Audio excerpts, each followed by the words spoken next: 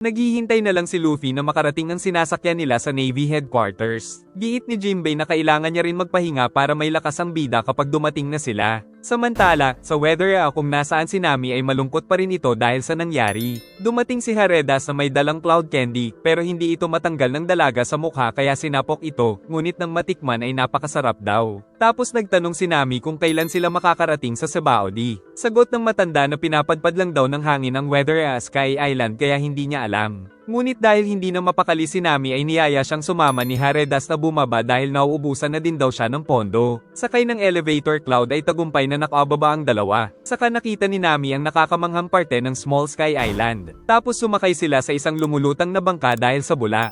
Hanggang sa bumaba sila gamit ang bangka at makalabas sa malaking bula. Pagbaba ay nakita niyang tagtuyot sa lugar. Dito pala nakikipagnegosasyon ng matanda upang kumita siya ng 100 million kapalit ng ulan. Ngunit wala silang sapat na pera, kaya 100 na lang ang siningil ni Haredas. Nainis si Nami dahil bopal si Haredas sa negosyo. Ang matanda naman ay ginamit ang ginawa niyang machine na nagpalabas ng mga may itim na ulap. Tapos gamit ang windnut ay nagpalabas ng hangin si Nami upang ang mga ulap ay magsama-sama. Dahil dito ay nakalikha sila ng malakas na ulan na siyang ikinatuwa ng mga tao. Nagpapaalam na ang matanda kay Nami, subalit pinili nitong manatili para mag-aral ng kaalaman ng matanda. Pumayag naman kaagad si Hareda sa request ng dalaga. Tapos may lumapit na isang maitim na ulap. Ngunit nang maputok ito ay sumabog sila. Samantala sa Mechanical Island naman ay naging elegante na talaga si Frankie kaya nalulungkot si Kitton. Giit ng lolo na wala pa kasi silang cola. Kinabukasan ay nagising si Frankie sa gubat. Tapos ginawa niyang scarf ang isang ahas kaya pinasabog siya nito. Saka nakita ang babala tungkol sa mechanical animals. Nakita niya sa gubat ang napakaraming nanlilisik na mata. At pinaligiran siya ng mababangis na mechanical animals. Plano pala ito ng bata upang maging cool ulit ang cyborg. Ngunit sa kabila ng panganib ay nagtsalang si Frankie. Kaya sinugod siya ng mga ito pero nakatakas kaagad. Lumapit kila Kitton ng isang gorila at kaagad na inatake ang tinataguan nila. Dahil dito ay dumating si Frankie para iligtas sila. Sumugod ang gorila at sinuntok ang cyborg. Ngunit kahit anong suntok ang gawin sa kanya ay hindi siya nagagalit kaya nag-alala si Kitton. Ngunit dahil matagal siyang pinagsusuntok ay kumulo ang tsaa sa katawan nito at binalibag ang gorila patungo sa iba pang mga mechanical animals. Dahil dito ay natuwa si Kitton pero kalaunan ay naubos kaagad ang energy ni Frankie dahil cola ang kailangan niya. Kaya naisipan ni Kitton na magtungo kay Dr. Vegapunk upang manghingi ng cola. Napag-alaman na ang doktor pala ang lumikha sa mga cyborg animals. At sa kabila ng mga babala ay pumasok pa rin ang dalawa ngunit itinuring silang intruder. Samantala, sa Kamabaka Kingdom ay pagod na pagod si Sanji. Dahil lagi pala siyang hinahabol ng mga queer. At kahit anong gawin ay hindi siya makatakas dahil malalakas ang mga ito. Sa loob ng Queer Kingdom ay nagplano si Caroline kung paano mapapapayag si Sanji na magsuot ng dress. Kinabukasan ay muling hinabol ng mga ito ang kawawang Cook. Hanggang sa makapasok siya sa palasyo ngunit hindi pa rin tumitigil ang mga ito. Nahulog siya sa patibong at gumulong-gulong papunta sa isang silid kung saan niya nakita si Caroline. At napaligiran na rin siya ng mga queer. Nagpakilala si Caroline na siya ang pansamantalang reyna sa lugar. Dahil ang totoong reyna dito ay si Ivan. Giit ng Cook na gusto niya nang umalis dito. Subalit kailangan daw muna nitong talunin ang pinakamalakas na mandirigma sa lugar bago siya pakawalan. Sa arena ay pinagsuot nila ng traditional fighting costume si Sanji na ikinatuwa ng mga queer. At dumating ang kanyang kalaban na si Caroline na Grandmaster ng Kamabaka style. Sumugod si Sanji at umatake ng napakalakas sa pag-aakalang mabilis lang ang laban. Subalit nakatakas pala si Caroline tapos nag-teleport ito at nagawa siyang tamaan. Nagalit si Sanji pero hindi niya naman ito matamaan, saka nahihiya pa si Sanji dahil nakikita ang underwear niya. Giit ni Caroline na ayaw kasi nitong aminin na isa rin siyang Becky. At mas bumaba ang sipa nito dahil nahihiya siya na sinukat pa ng protractor. Hinawakan ni Caroline ang paa ng Cook at sinabing kailangan niya ng magladlad. Saka sumugod ang queer gamit ang teknik at niyakap si Sanji. Kadiri. Tapos tila malapit ng maging Becky ang Cook. Kaya naman sumama na rin siya sa pagtakbo sa dalampasigan habang nakasuot ng dress. Samantala, sa Birdie Kingdom naman ay nais na rin makaalis ni Chopper dahil pinapaglaruan siya ng mga ibon at ang mga tao ay nais siyang kainin. Tapos palagi pang nag-aaway ang mga ito. Nagdala siya ng pagkain sa isang malaking sisiw na merong injury sa paa. Sa flashback ay ipinakitang gumagawa ng mga gamot na herb si Chopper ng humanig at nakita niyang nahulog ang isang malaking sisiw. Nakita niyang nasaktan ito kaya nagpasya siyang bigyan ito ng lunas at alagaan. At paglaki nito ay nais niyang magpatulong na makapunta sa Sabaody para makabalik sa mga kasama. Ngunit dahil sa lakas nito ay napatalsik siya, at magkasama rin sila nitong natutulog. Pero paggising ay wala na doon ang sisiw. Sinundan niya ang mga bakas nito at nakita ang mga tao. Kaya nag-alala siyang baka makita nila ang sisiw. Nakita niya ito sa gubat ngunit narinig na naghahanap ng pagkain ng mga tao. Subalit nag-ingay ang sisiw kaya hinabol sila ng mga tao. Umatake ng maraming sibat ang mga ito kaya ginawa ng dalawa ang lahat para makailag. Subalit na corner sila sa isang bangin. Saka naman dumating ang mga ibon para iligtas ang sisiw. Akala ni Chopper ay ililigtas din siya nito pero tinapon lang siya sa bangin at kinuha ang sisiw. Gumamit ng guard point si Chopper para hindi siya masaktan sa pagbagsak. Saka nakitang nakaligtas na ang sisiw kaya pinaalala ni Chopper ang promise nilang dadalhin siya nito sa Sabaody. Dumaan ang isang ibon sa harap ni Chopper kaya ang mga atake ng mga tao ay tumama sa kanya. Samantala, sa ginagawang tulay naman ay nabihag si Robin kaya dinala siya sa prison tower at nilagyan ng mga sea prism stone armlet. Naisip ng prison chief na kailangang hindi makilala ng mga alipin ang pagkatao ni Nico Robin upang hindi mag-aklas ang mga ito. Sa labas ay patuloy pa rin ang walang tigil na pagtatrabaho ng mga alipin sa ginagawang tulay. Si Soran ay naghanda ng pagkain ng mga bantay. Pero nabasag niya ang baso kaya tinapon niya ito sa dagat. Nakita niya ang isang matanda na hindi na kayang magtrabaho. Ngunit pinagmamalupitan pa rin ito ng bantay kaya nagalit ang iba pang alipin. Nagpaputok ang mga kasamahan nitong bantay para matakot ang mga ito. Sa pagkain ay sinabawang balat ng patatas na naman ang pagkain ng mga alipin.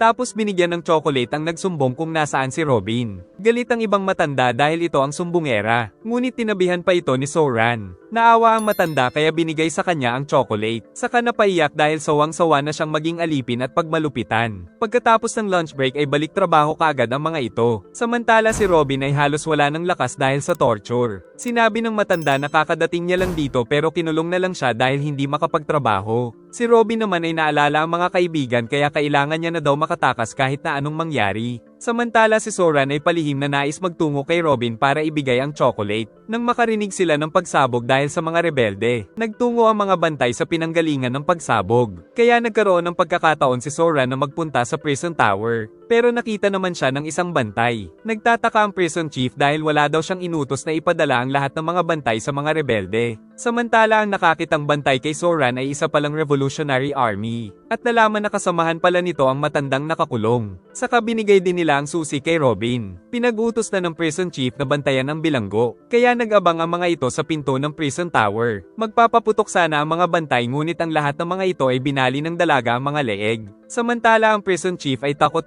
na dahil nakawala si Robin. Samantala si Luffy ay patuloy pa rin na naghihintay sa pagdating nila sa Marineford habang tinititigan ang vivre card ni Ace. Sa Bowen Island naman ay hinahabol ng malaking sunflower si Usopp. Ngunit ayaw pa siyang tulungan ni Heracles kaya nagpatuloy sa pagtakbo. Naisip ni Usopp na magbigay ng mga compliment sa mandirigma para iligtas siya nito. Kaya sumugod ito bago pa siya makain, ngunit siya ang tinamaan ng suntok ni Heracles. Saka tumama siya sa sunflower, subalit si Heracles ay tinamaan ng katawan nito kaya pare-pareho silang lumipad sa ere at pare-pareho ring bumaon ng ulo sa lupa. Giit ni Heracles na mas malakas pa kay Usopp ang mga langgam at bulate. Dahil napakalaki pala ng mga ito. Ngunit agad silang pinagsasapok ni Heracles kaya nabugbog. Nagugutom si Usopp kaya dinala siya ng hero sa isang ramen falls, kung saan napakarami pang mga pagkain ang nasa paligid. Kumain ng kumain si Usopp ngunit sinabi ng hero na kailangan niya rin mag-workout. Ngunit hindi ito nakinig at nagpatuloy lang sa pagkain ng kung ano-ano. Nang mahanap ito ay napakalaki na ni Usopp. Sinabi ng hero na kailangan niya ng mag-diet kung ayaw niyang maging pagkain. Nakaramdam sila ng pagyanig saka tumiklop ang isla na kinaroroonan nila dahil isa pala itong malaking carnivorous plant. Nahulog ang dalawa at nakakapit naman si Heracles pero dahil mabigat si Usopp ay nahulog ito patungo sa bunganga ng bulaklak. Nang makakita siya ng noodles ay hinigop niya ito ng walang tigil hanggang sa mabusog na ang halaman at bumalik sa dati ang isla.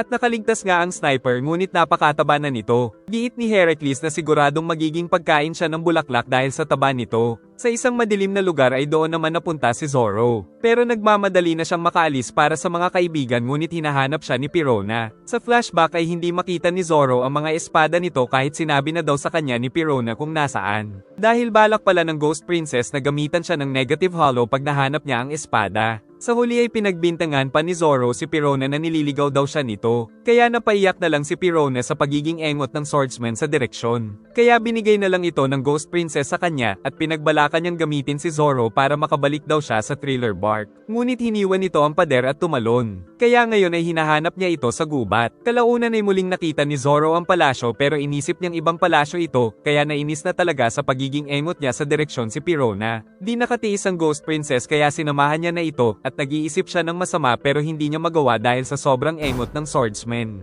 At di nila alam na may nagmamasid. Natumba ang isang puno kaya naisip ni Pirona na may pinadala na naman si Kuma. Kaya iniwan niya na si Zoro dahil engot daw itong laruan. Pero pagdating ay nandoon na kagad ang swordsman. Naglakad sila sa lugar na pinangyarihan ng isang digmaan. Nag-imbestiga si Zoro dahil meron siyang napansin. Hanggang sa makita nila ang isang malaking cross na gawa sa kahoy. Saka dumaan ang isang nilalang. At bigla itong sumugod kay Zoro kaya nasugatan sa mukha. Habang nasa ere ay walang tigil siyang inatake ng mga ito. Tapos nasalag niya ang isang atake at nagawa din itong makontra ang atake niya. Saka nakita nila ang mga nilalang na may mga hawak na sandata. Samantala, sa Lazy Bones Island ay napagkamala ng mga tao na si Brook ay ang hari ng mga demonyo. Paggising ay naalala ni Brook ang mga kaibigan. Paglabas ay nakita niya ang nakakaawang kalagayan ng lugar. At naalala niya kagabi na nagsasagawa ang mga tao ng ritual. Dumating ang mga tao na sinasabing dadalhan daw siya ng almusal. Nagpakilala ang pinuno nila na si Pekori. Ngunit paglapit ni Brook ay natatakot ang babaeng may hawak nito. Saka tinanong kung pwede niyang makita ang Ponzo. Inutos ng pinuno na ipakita niya kaagad ito. Ngunit pati ang mga lalaki ay pinakita ang mga brief nila. At lumapit pa si Pekori sa manyak na skeleton. Matapos kumain ni Brook lumabas ang babae.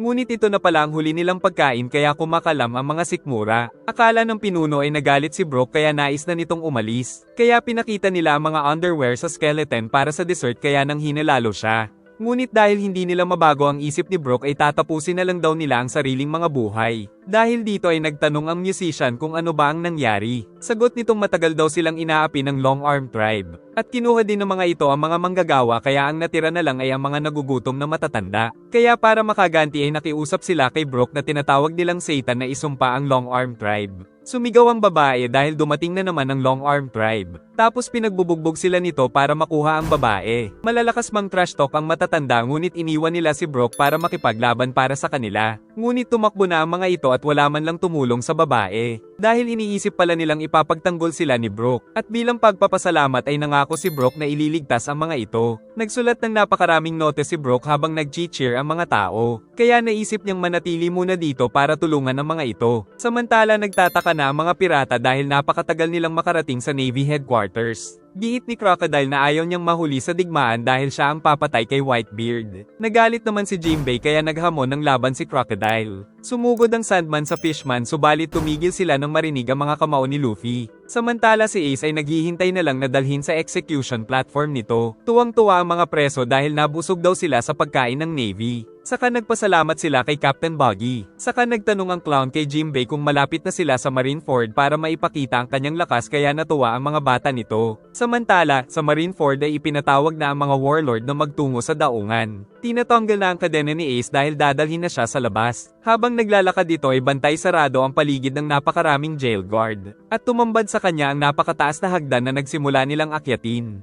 Samantala sa iba't ibang parte ng mundo ay nabalitaan ang magaganap na digmaan dahil magiging isang mahalagang parte ito sa kasaysayan ng One Piece. Samantala sa bayan ng Marineford ay tila naging isang ghost town dahil lumikas ang mga tao. Sa Sabao din naman ay naglagay ng malaking screen kung saan mapapanood ng live ang execution. Sa Marineford ay patuloy ang paghahanda ng Navy. At sa daungan ay nandoon din ang 100,000 mga Marine. Mayroong 50 na Navy ship ang nasa paligid at ilang mga cannon din ang nasa daungan. Tapos nandoon na rin ang mga warlord. Maging ang 3 admiral ay nagbabantay din sa lugar. At tuluyan ng umakyat si Ace at nakita ng mga tao. Nakita na nila Luffy ang Gate of Justice. Subalit hindi nila alam kung paano mabubuksan ito. Samantala si Buggy ay inuuto na naman ng mga tauhan na kaya niya daw talunin si Whitebeard. Si Luffy naman ay seryosong naghihintay. Nakita ni Ace ang napakaraming mga tao. Saka naglakad na siya patungo sa lugar kung saan siya papatayin. Umalis si Garp dahil hindi niya kayang makita ang nangyayari. Si Sengoku naman ay nagpunta kay Ace at nanghingi ng transponder snail. Saka inutos nito kay Ace na sabihin sa mga tao kung sino ang tunay na ama nito. Giit ng binata na si Whitebeard lang ang tatay niya. Ngunit sinabi ni Sengoku na nakilala nila ang kanyang ina na si Portgas de Roge at gumamit ito ng kakaibang pamamaraan para maitago si Ace sa kanyang sinapupunan sa loob ng 20 months, ngunit paglabas ni Ace ay namatay kaagad si Roge. Kaya isiniwalat na ng Fleet Admiral na ang ama ni Ace ay walang iba kundi ang King of the Pirates na si Gold Roger.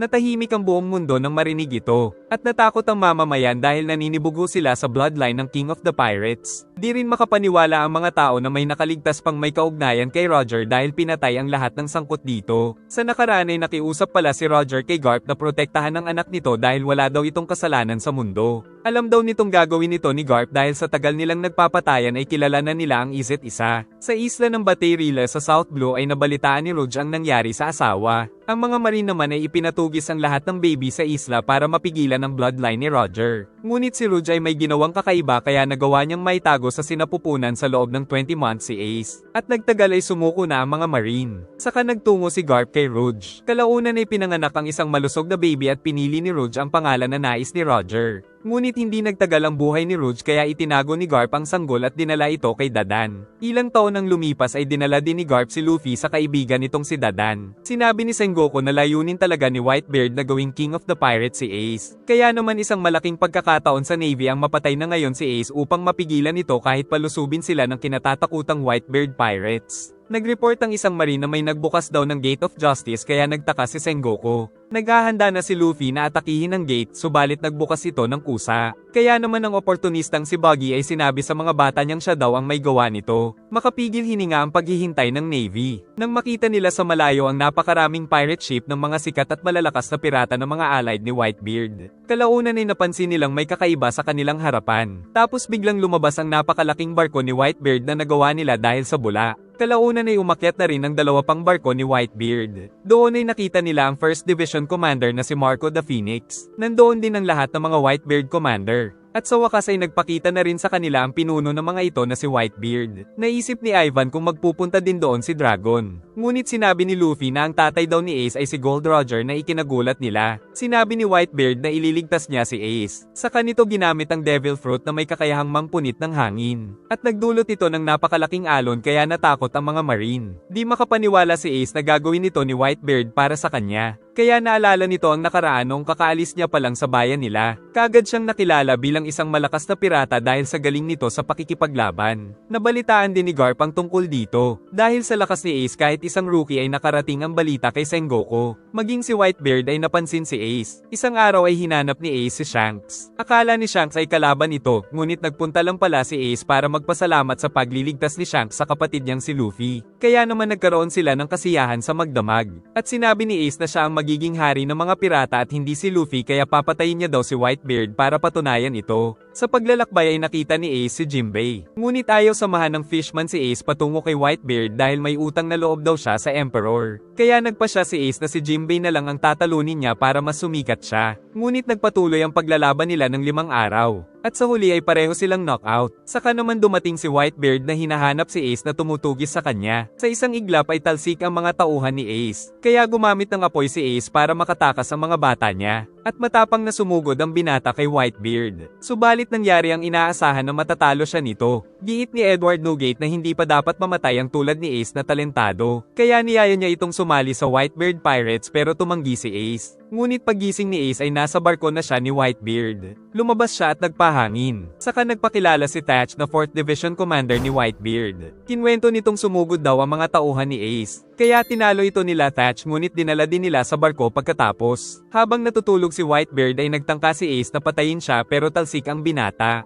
At hindi na mabilang kung ilang beses nang nagtangka si Ace pero hindi siya nagtatagumpay. Binigyan siya ni Marco ng pagkain saka sinabing sumuko na ito dahil hindi niya matatalo si Whitebeard. Dahil nagpatatak na rin si Ace ng logo ni Whitebeard bilang katunayan na kasapi na siya. Isang araw ay inanyayahan si Ace na maging 2nd Division Commander dahil bakante ito. Giit ni Blackbeard na ayaw din daw niya ng posisyon kahit nauna siya kay Ace sa grupo. Isang gabi ay sinabi ni Ace na anak siya ni Roger. Ngunit walang pake si Whitebeard kahit na anak ito ng mortal niyang kalaban. Kinabukasan ay nagdiwang sila para sa bagong 2nd Division Commander. At nabalita Nabalitaan ng mundo ang tungkol sa bagong bata ni Whitebeard na napakalakas, kasama ni Ace si Thatch sa pakikipaglaban sa ibang mga pirata. At isang gabi ay may nakitang devil fruit si Thatch na pumukaw sa atensyon ni Blackbeard. Kaya naman pinatay nito si Thatch para kunin ang devil fruit. Galit na galit si Ace kaya nais niyang tugisin si Blackbeard pero tutol ang mga kasama at si Whitebeard sa kanyang gagawin. Pero hindi nila napigilan si Ace sa sobrang galit. Sa kasalukuyan ay nagtataka si Ace kung bakit nais pa rin siyang tulungan kahit na matigas ang kanyang ulo. Ngunit walang balak si Whitebeard na abandonahin siya. Pero ayaw ni Ace na mapahamak si Whitebeard nang dahil sa kanya. Subalit dahil tapat sa kanya ang mga kasama ay handa ang mga ito na isugal ang buhay para mailigtas siya. Samantala nasa sabik naman sa digmaan sila Gecko at Doffy. Ngunit tahimik lang na nagmamasid sila Boa at Mihawk. Kalaunan ay nakaramdam sila ng napakalakas na hangin kaya nililipad ang barko nila Luffy paatros. Ngunit di nagtagal ay tumigil ang malakas na hangin. Nag-aalala si Luffy kung aabot sila, giit ni Jinbei na huwag siyang mag-alala. Duda naman sila Buggy at Mr. 3 kung paano ito gagawin ng Fishman. Kaya naman sumusuko na daw si Buggy sa pangarap niyang maging Pirate King. Nadismaya ang mga bata niya sa asal ng captain nila. Ngunit naniniwala ang isang bata niya na si Buggy ang tipo ng magiging Pirate King. Kalaunan ay naramdaman nila na lumakas ang alon. Kaya inisip ng mga bata ni Buggy na kagagawan niya ito. Ngunit sa likod ay tinakpan sila ng napakalaking alon. Napakainit ng tensyon sa pagitan ng dalawang panig. Nang mapansin nilang tumataas ang tubig saka muling nagkaroon ng malalakas na tsunami na kagagawan din ni Whitebeard na ikinabahala naman ni Sengoku. Saka naghanda ang magkabilang panig sa digmaan. Dahil sa laki ng tsunami ay tila lalamunin nito ang buong Marineford. Kaya inisip ng mga Marine na katapusan na nila. Subalit kumilos si Aokiji at gamit ang kapangyarihan nito ay ginawa niyang yelo ang napakalaking mga tsunami kaya nakaligtas sila. Tapos inatake pa nito si Edward gamit ang Ice Lance, ngunit nasira agad ito ng Legendary Man at tinamaan din si Aokiji, kaya nahulog ito ngunit nakaligtas dahil ginawa niyang yelo ang buong paligid. Tumaas ang kumpiyansa ng mga Marine nang makita ito kaya nagpaputok sila ng mga cannon. Ang mga tauhan naman ni Whitebeard ay isa-isa ng sumugod. Sumugod na rin sila Smoker kaya naman nagsimula ang malagim na digmaan sa pagitan ng Navy at mga pirata. Napansin ni Tashigi si Vista na isa sa commander ng Whitebeard Pirates. Ngunit tatamaan siya ng isang mabuti ay iniligtas siya ni Smoker. Nagpaputok din ng cannon ang mga pirata sa mga Navy ship. Ngunit pinrotektahan nito ng mga Vice Admiral na nagbabantay doon. Sumugod na rin sila Squad sa ngalan ng pinuno nilang si Whitebeard. Pinagmamasdan na lang nila Ace at Sengoku ang digmaan mula sa itaas. Napansin ng mga kasama na tila nais lumaban ni Mihawk. Giit nitong nais niyang malaman ang agwat nila ng tinaguri ang pinakamalakas na tao sa buong mundo na si Edward Newgate. Ngunit napansin din ni Vista si Mihawk. Nilabas ni Mihawk ang espada at agad na umatake ng napakalakas patungo kay Whitebeard kaya curious din sila kung e-epekto ito. Pagdating nito kay Whitebeard ay nagkaroon ng malakas na pagyanig.